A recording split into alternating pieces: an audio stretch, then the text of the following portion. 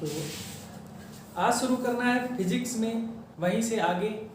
कल बता दिया था, यानी पिछले वीडियो में बता दिया था कि प्रतिबिंब बनने के नियम क्या क्या होते हैं। आज उन्हीं नियमों के आधार पर हम प्रतिबिंब का बनना सीखेंगे कि प्रतिबिंब कैसे बनता है गोलीय दर्पणों के द्वारा। गोलीय दर्पण में दो प्रकार के दर्पण पड़े हैं। पहला दर्पण अवतल दर्पण और दूसरा उत्तल दर्पण। तो जो बात कल बताई थी कि प्रतिबिंब दो प्रकार के होते हैं, पहला वास्तविक और दूसरा आभासी। आज उसी चीज को सीख लेंगे, यहाँ पर जान जाएंगे कि वास्तविक प्रतिबिंब किसे कहते हैं और आभासी प्रतिबिंब किसे कहा जाता है। आज किरण आरेख के द्वारा समझ लेंगे। तो रेडी है? गोलीय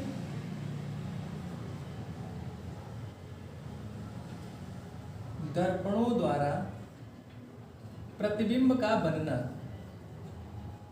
प्रतिबिंब का बनना। तो गोलीय दर्पण में हमें अपने सिलेबस में दो प्रकार के दर्पण पढ़ने हैं, पहला अवतल, दूसरा उत्तल। तो पहले हम अवतल दर्पण से प्रतिबिंब का बनना सीख लेते हैं। अवतल दर्पण द्वारा प्रतिबिंब का बनना। प्रतिबिंब का बनना।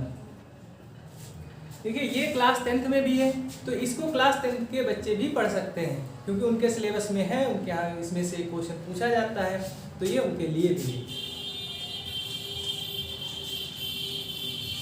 नंबर 1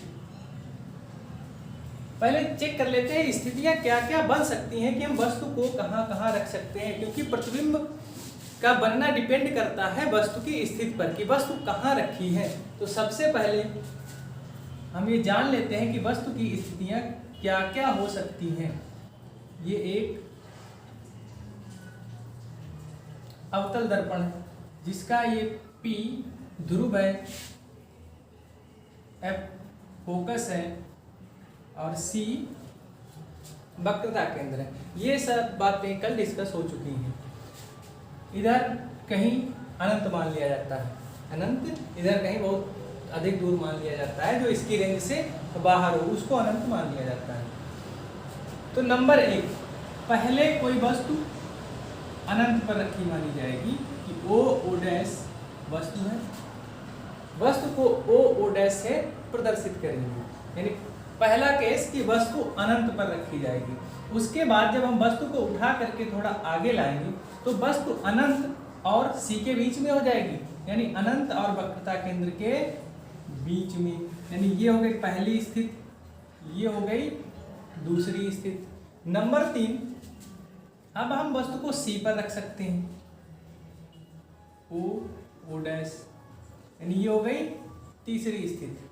फिर वस्तु को थोड़ा और आगे बढ़ाएंगे तो C और F के बीच में वस्तु आ जाएगी, ये चौथी स्थिति हो गई। फिर इसके आगे F मिलेगा, F पर रखेंगे, पांचवी स्थिति। उसके बाद F और P के बीच में छठी स्थिति। यानी इस प्रकार ये 6 स्थितियां हैं वस्तु की, यानी इन 6 प्रकार से वस्तु को हम रख सकते हैं। अब पहली स्थिति में चेक करेंगे कि वस्तु को जब हम अनंत पर रखते हैं तो प्रतिबिंब कहाँ बनता है। फिर ऐसे ही अनंत और C के बीच में, फिर C पर, फिर C और F के बीच में, फिर F पर, फिर F और P के बीच में। तो इस प्रकार हम इन सभी स्थितियों को एक एक करके जानेंगे कि इन स्थितियों में प्रतिबिंब की स्थिति क्या होगी, यानी प्रतिबिंब की स्थिति क्या होगी। तो पहला केस डिस्कस कर लेते हैं कि जब वस्तु अनंत पर स्थित हो, जब वस्तु अनंत पर स्थित हो, कि जब वस्तु अनंत पर होगी तब प्रतिबिंब कहाँ बनेगा। वैसे तो इसको हम एक सूत्र की सहायता से भी ज्ञात कर सकते हैं, 1/f = 1/v + 1/u। ये दर्पण का सूत्र कहलाता है, इसको दर्पण सूत्र कहते हैं, मिरर फार्मूला। इसकी सहायता से भी हम बता सकते हैं कि जब वस्तु अनंत पर रखी जाएगी तब प्रतिबिंब कहाँ बनेगा, क्योंकि वस्तु की दूरी u होती है, u का मान हो जाएगा इनफाइनाइट, बाई तरफ होगी माइनस इनफाइनाइट, v की कोई वैल्यू हम ले लेंगे क्योंकि इसका मान तो हमें कैलकुलेट ही करना है। फोकस दूरी दर्पण की कुछ ना कुछ मान लेते हैं, मान लिया दर्पण की फोकस दूरी -10 सेंटीमीटर है और वस्तु अनंत पर रखी है। चलो इसमें रख के कैलकुलेट कर लेते हैं। b का मान हमें बताएगा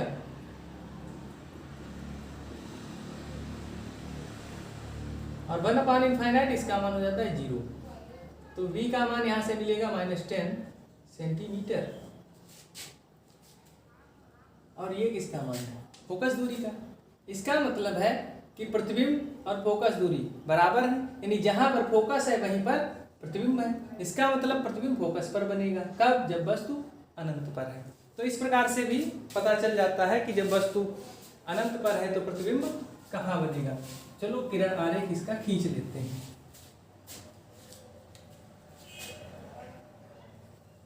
पहले एक दर्पण बनाएंगे, इसका ध्रुव लेंगे, लेकिन एक बात का विशेष ध्यान रखिए कि हमें पता है कि जब वस्तु अनंत पर है तो प्रतिबिंब फोकस पर बनेगा। तो जब हम यहाँ पर बनाएंगे तो कभी कभी ऐसी स्थिति आ जाती है कि जो रेखाएं हैं वो एग्जैक्ट एफ पर मिलती नहीं है। अगर हम एफ पॉइंट को पहले ही बना दें तो इसके लिए हम थोड़ा सा अलग तरीके से बनाएंगे। वस्तु अनंत पर है, जब वस्तु अनंत पर होती है तब उससे मानते हैं कि समांतर किरणें आती हैं, तो दो किरणें समांतर आएंगी इस प्रकार ये दोनों समांतर किरणें आ रही हैं। एक किरण C से होकर आएगी और दूसरी F से होकर आएगी। जब वस्तु अनंत पर है तो प्रतिबिंब फोकस पर बनता है, यहाँ पर प्रतिबिंब बन जाएगा। तो इसका मतलब है जो आने वाली किरण है जो वापस आएगी परावर्तित होकर ये इस प्रकार से निकल जाएगी, और ये जो C से आ रही है तो ये वापस भी C से जाएगी। तो जहां पर दो परावर्तित किरणें काटती हैं प्रतिबिंब वहीं पर बनता है, तो ये प्रतिबिंब बन गया F पर। अब इसकी प्रकृति लिखनी होती है, प्रतिबिंब की प्रकृति नंबर 1। देखिए ये मुख्य अक्ष के नीचे बना है और मुख्य अक्ष के नीचे बने प्रतिबिंब उल्टा होते हैं, उल्टा प्रतिबिंब वास्तविक होते हैं। तो ये वास्तविक है, क्योंकि अब यहाँ पर क्लियर हो जाएगा कि वास्तविक प्रतिबिंब इसको क्यों कहते हैं, क्योंकि ये परावर्तित किरणें वास्तव में काट रही हैं। देखो ये फोकस से होकर आ रही है, मुख्य के समांतर हो गई, और ये C से होकर आ रही है, C से होकर जा रही है, तो ये दोनों परावर्तित किरणें F पर काट रही हैं, तो इसीलिए ये वास्तविक प्रतिबिंब है। ये वास्तविक है और उल्टा है, वास्तविक है और उल्टा है। नंबर 2 कहाँ पर बन रहा है? F पर बन रहा है। नंबर 3 आकार में कैसा होगा? तो आकार वस्तु अनंत पर रखी है, अनंत से किरणें आ रही हैं तो वस्तु बड़ी होगी और प्रतिबिंब छोटा बन रहा है, तो प्रतिबिंब वस्तु की तुलना में बहुत छोटा है, यानी बहुत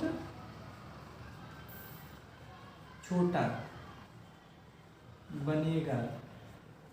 तो इस प्रकार जब वस्तु अनंत पर स्थित है तब प्रतिबिंब फोकस पर बनता है और ये प्रतिबिंब की दूसरा केस कि जब वस्तु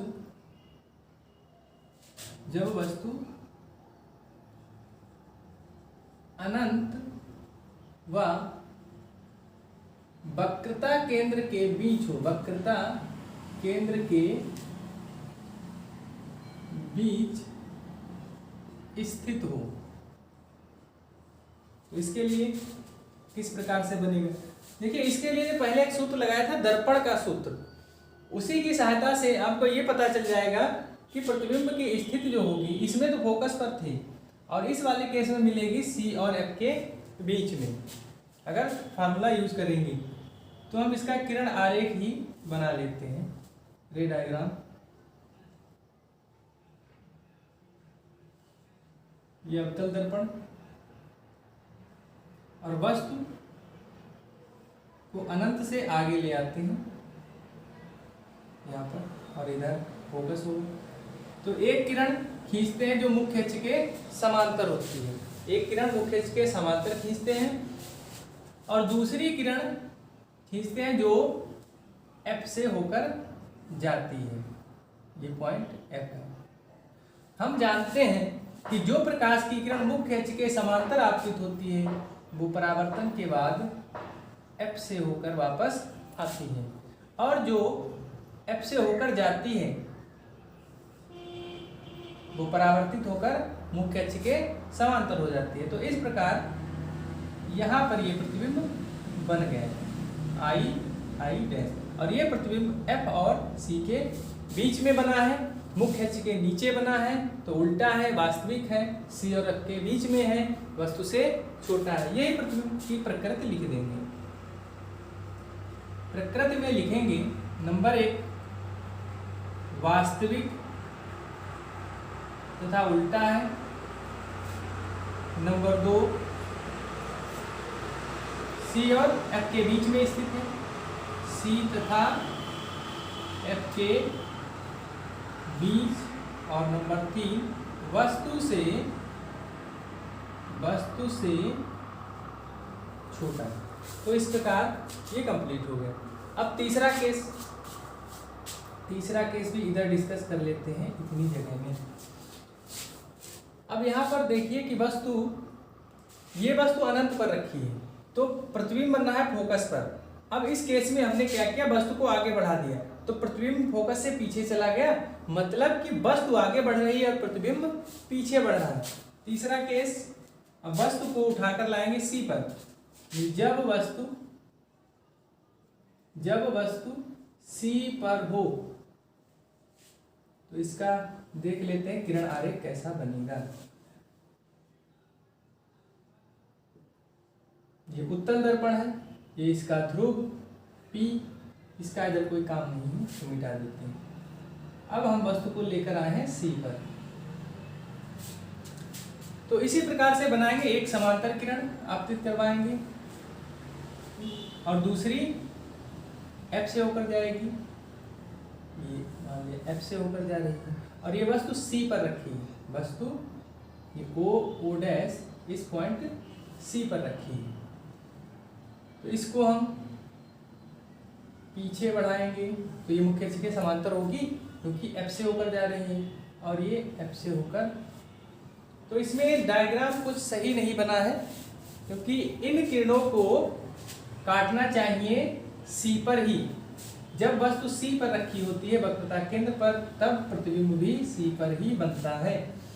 प्रतिबिंब बनाने में बहुत सावधानी की जरूरत है कि अगर वस्तु यहाँ रखी है तो प्रतिबिंब भी इसके नीचे बनेगा और बराबर लंबाई का बनेगा।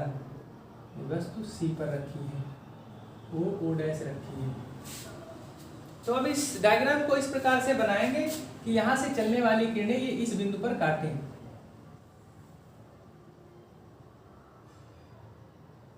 इसको इससे मिलाना पड़ेगा इस प्रकार से ये, और जो यहाँ से चलेगी, जो इसके समांतर वापस आएगी, तो इसके लिए इस प्रकार से बात समझ में आ गई कि ये किरण F से होकर जा रही है, मुख्य अक्ष के समांतर परावर्तित हो गई है। ये वाली समांतर आपतित हो रही है तो वापस फोकस से होकर आ रही है, और ये दोनों किरणें इस बिंदु पर एक दूसरे को काट रही हैं, तो यहाँ पर प्रतिबिंब बन जाएगा। यानी जब वस्तु C पर होती है, और जब वस्तु C पर होती है तो प्रतिबिंब और वस्तु के आकार बराबर होते हैं। अब यहाँ पर देख लो कि वस्तु जब C पर आई है तो प्रतिबिंब भी C पर आ गया है, यानी प्रतिबिंब और पीछे बढ़ गया है। तो इसकी प्रकृति में पहली प्रकृति यही चलेगी, वास्तविक और उल्टा। स्थिति कहाँ है, ये C पर है, C पर बनेगा और वस्तु के बराबर, आकार में वस्तु के बराबर, क्योंकि मुख्य अक्ष के नीचे है, उल्टा है। परावर्तित किरणें वास्तव में काट रही हैं, वास्तविक हैं। ये 3 केस डिस्कस हो गए हैं।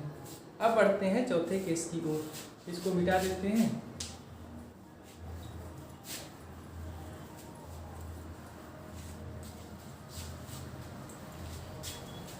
अब चौथे केस में हमें लेना है कि जब वस्तु C और F के बीच में हो, जब वस्तु C और F के बीच में हो,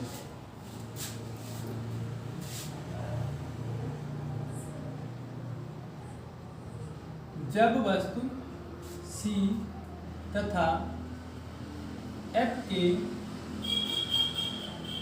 बीच स्थित हो, जब वस्तु C तथा F के बीच स्थित हो, तो इसका चित्र देख लेते हैं। ये हमने एक बना दिया है अवतल दर्पण, क्योंकि अवतल दर्पण से ही प्रतिबिंब बनने के नियम चल रहे हैं, अभी उत्तल की बात नहीं होगी। अब वस्तु को हम C और F के बीच में ला करके रख देंगे।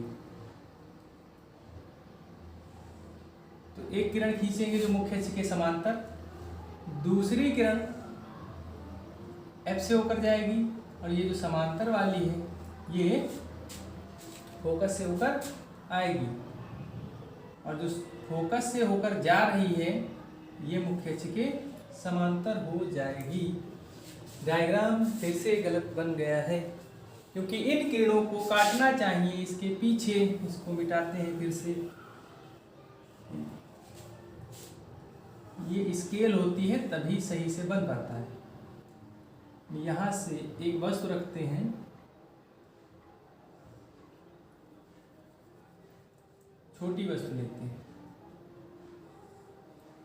समांतर है, फोकस से होकर जाएगी। अब इसका C कहीं यहाँ पर मानते हैं, और एक F से होकर जाएगी, वापस समांतर हो जाएगी। तो इस प्रकार ये किरणें एक दूसरे को, एक मिनट, अरे वस्तु को रखना कहाँ है? C पॉइंट यहाँ पर नहीं, C पॉइंट इधर होगा, गलत कर दिया, क्योंकि वस्तु कहाँ पर है? C तथा F के बीच में है, C तथा F के बीच में है। अब प्रतिबिंब ये बना है C के पीछे, I डैश मुख्य अक्ष के नीचे बना है, उल्टा है, वस्तु से बड़ा है, उल्टा है, वास्तविक है, वस्तु से बड़ा है। अब ये बना कहाँ है? C के पीछे बना है। अब C, ये C पॉइंट है, इसके पीछे क्या है? अनंत। C और अनंत के बीच में, यानी नंबर 1 इसकी प्रकृति में लिखेंगे वास्तविक, वास्तविक तथा उल्टा। नंबर 2 कहाँ बन रहा है? C तथा अनंत के बीच, C तथा अनंत के बीच। नंबर 3 साइज, वस्तु से बड़ा, वस्तु से बड़ा। तो इस प्रकार से जब वस्तु C तथा F के बीच में होती है तब ये बन जाता है। 5वां केस कि जब वस्तु, अब वस्तु कहाँ लेकर आएंगे? अभी वस्तु रखी है ये O डैश C और F के बीच में, अब वस्तु को लेकर आएंगे F पर। जब वस्तु फोकस पर स्थित हो, फोकस पर स्थित हो,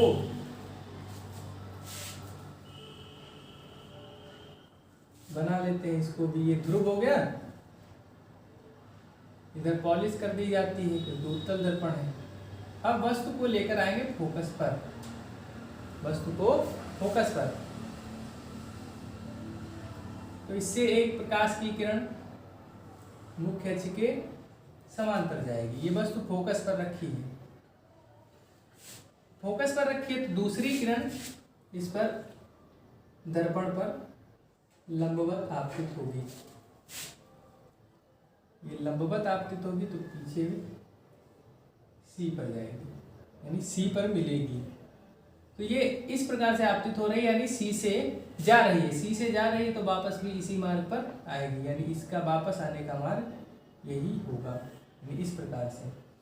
और जो दूसरी किरण है ये समांतर है, तो वापस मुख्य अक्ष के वापस फोकस से होकर आएगी। यानी ये मुख्य अक्ष के समांतर आपतित हो रही है, परावर्तित होकर एफ से होकर वापस आएगी। तो अब ये दोनों परावर्तित किरणें समांतर जा रही हैं, और जब तक परावर्तित किरणें मिलती नहीं है तब तक प्रतिबिंब बनता नहीं है।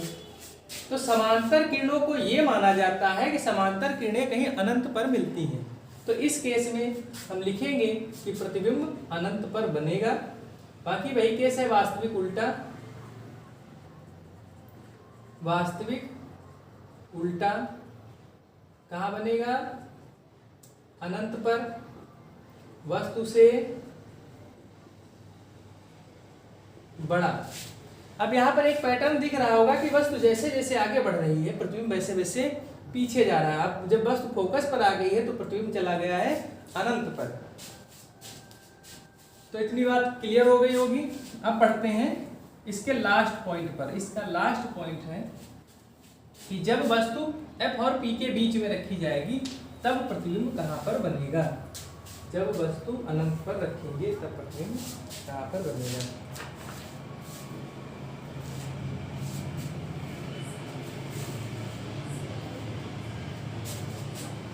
जब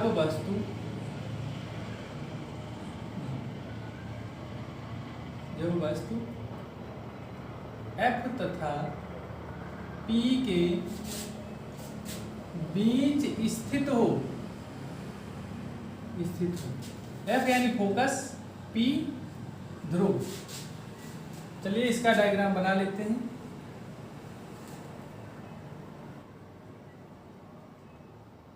ये P पॉइंट है। अब हम वस्तु को ध्रुव और फोकस के बीच में रखेंगे इस प्रकार से, O डैश। तो इससे एक प्रकाश की किरण समांतर आपतित होगी, जो मुख्य अक्ष के समांतर होगी, और ये परावर्तित होकर फोकस से जाएगी। मुख्य अक्ष के समांतर आपतित होने वाली किरण परावर्तित होकर फोकस से जाती है। नंबर 2, दूसरी प्रकाश की किरण इस पर अभिलंबवत आपतित हुई और ये C से होकर जाएगी, और ये C से होकर जाती है तो ये वापस भी C से होकर ही आएगी। अब इन दोनों किरणों को जरा पीछे देखो, यहाँ पर डिस्टेंस कम है, जैसे जैसे पीछे बढ़ रही है दूरी बढ़ रही है। इसका मतलब है कि ये दोनों किरणें पीछे बढ़ाने पर कहीं नहीं मिलेंगी, क्योंकि और जितना आगे बढ़ाओगे इनके बीच की दूरी, ये गैप और बढ़ता जाएगा, लेकिन आगे इनके बीच का गैप कम हो रहा है, तो ये पीछे नहीं मिलेंगी। इनको जब आगे बढ़ाएंगे तब इस प्रकार से ये कहीं आगे जाकर के मिलेगी। इनको आगे बढ़ाने पर कहीं मिला देंगे। तो इस प्रकार इस पॉइंट पर ये मिल रही है। तो अब प्रतिबिंब दर्पण के पीछे नहीं, उधर आगे साइड में बनेगा। इसको माना जाता है पीछे बनता है, ये पीछे की साइड है। इस दर्पण के आगे का भाग ये है, पीछे की साइड ये है। तो अब ये किरणें मुख्य अक्ष के ऊपर काट रही हैं। अब इस केस में प्रतिबिंब बना है मुख्य अक्ष के ऊपर, लेकिन ये प्रकाश की किरणें वास्तव में नहीं काट रही हैं, इनको हमने बढ़ाया है डैश डैश करके। ये आभास हो रहा है कि ये किरणें यहाँ पर काट रही हैं, तो इसीलिए ये प्रतिबिंब आभासी कहलाएगा। अगर ये इधर कहीं काटती तब तो वास्तविक प्रतिबिंब था, लेकिन ये तो दर्पण के पीछे चली गई, तो इस प्रकार ये प्रतिबिंब हो जाएगा आभासी, और मुख्य अक्ष के ऊपर होने के कारण ये सीधा कहलाएगा। और ये वस्तु से बड़ा, नंबर 2, वस्तु से बड़ा क्या, बहुत बड़ा, ये वस्तु से बहुत बड़ा है। ये लास्ट केस था जो डिस्कस हो चुका है,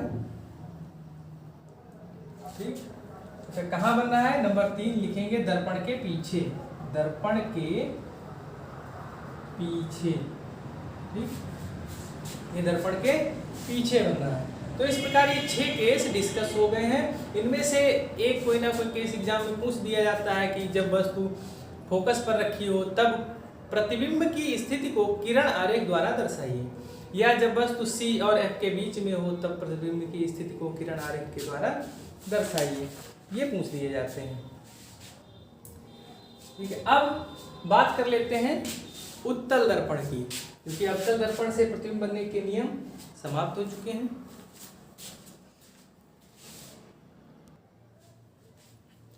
अब इसको मिटा देते हैं। अब हम पढ़ेंगे कि उत्तल दर्पण द्वारा प्रतिबिंब का बनना, उत्तल दर्पण द्वारा प्रतिबिंब का बनना। तो ये अवतल को मिटा देते हैं, अब उत्तल कर लेते हैं। उत्तल दर्पण द्वारा प्रतिबिंब का बनना। चलिए एक उत्तल दर्पण बना लेते हैं। यह उत्तल दर्पण, इसकी दबी हुई सतह पर पॉलिश की जाती है और ये इसका ध्रुव है P। इसमें फोकस और C इधर ही होते हैं। ठीक है, ये बात कल डिस्कस हो चुकी है। इधर फोकस और C नहीं होते हैं। तो पीछे वाले केस में यानी अवतल दर्पण में फोकस इधर था, वक्रता केंद्र इधर था, तो वस्तु की भिन्न भिन्न स्थितियां बन गई थी। लेकिन वस्तु हमेशा बाईं ओर ही रखी जाती है, वस्तु हमेशा बाईं ओर ही रखनी है और दाईं ओर रखनी नहीं है, क्योंकि इधर तो पॉलिश की गई है, प्रकाश की किरणें इधर से आएंगी तो इधर प्रतिबिंब नहीं बनेगा। तो वस्तु हमेशा बाईं ओर रखी जाती है, नियम है चिन्ह परिपाटी के अनुसार, और प्रकाश की किरणें बाईं ओर से ही डाली जाती हैं। तो उत्तल दर्पण में एक ही केस है कि वस्तु को कहीं पर भी रख दिया जाए, वस्तु की प्रत्येक स्थिति के लिए।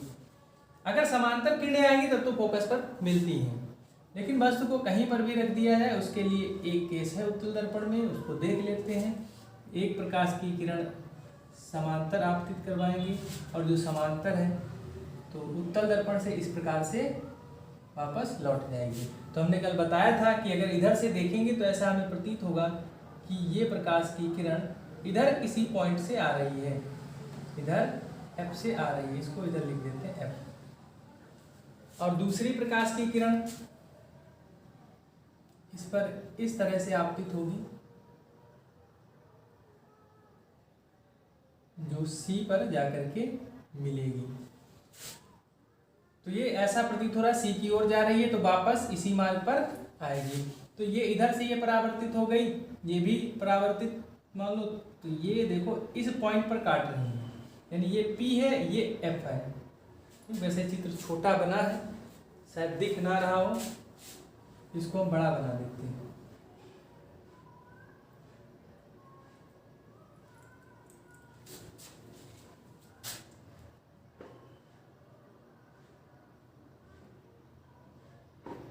ये मान लिया कि इधर परावर्तित हो गए, तो ये ऐसा प्रतीत होगा कि इधर किसी पॉइंट से आ रही है।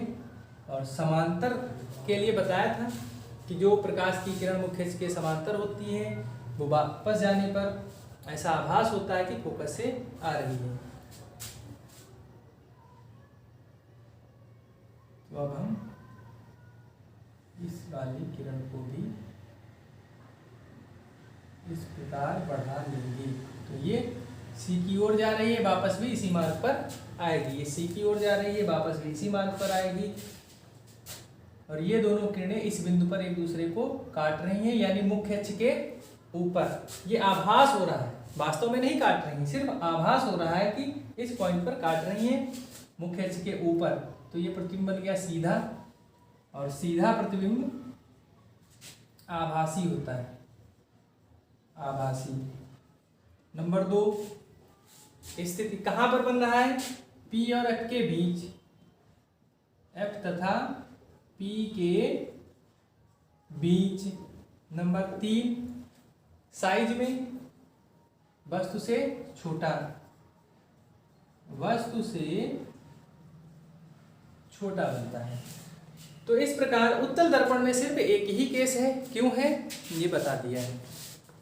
तो उत्तल दर्पण और अवतल दर्पण से प्रतिबिंब का बनना दोनों प्रकार से आप लोग समझ चुके हैं। ये इंपॉर्टेंट है 12th के लिए भी और 10th के लिए भी। अगर कोई 10th के स्टूडेंट्स हों तो उनसे भी बता दीजिए कि इसको पढ़ लें, क्योंकि इसमें से एक क्वेश्चन एग्जाम में पूछा जाता है।